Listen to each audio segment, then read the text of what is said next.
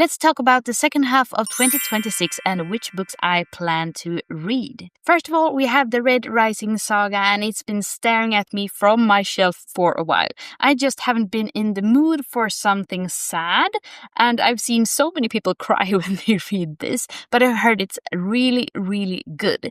So I've been gathering my strength, and I think I'm ready for some devastating but really good reads now. And speaking of devastating, I also have the Poet Empress here, and I'm really looking forward to it. I haven't really been in the mood for dark stories lately, but I feel like I'm ready to have a devastating summer or fall.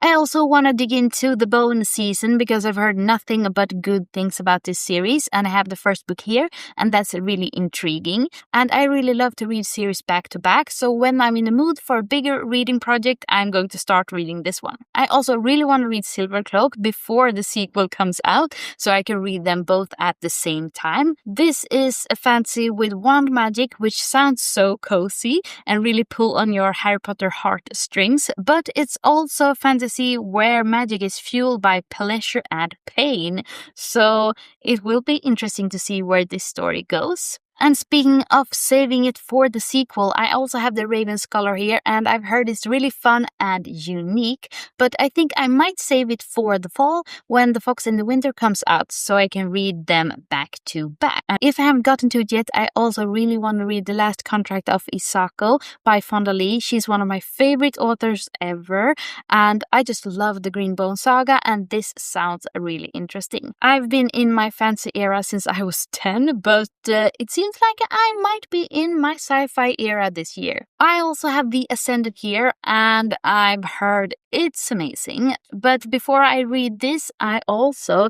need to read Riftborne and Duskbound. So that's a project I'm really looking forward to getting read this year. I also been influenced by Instagram. People say that this is amazing, and I really hope you are right. And last but not least, I also have this gem here.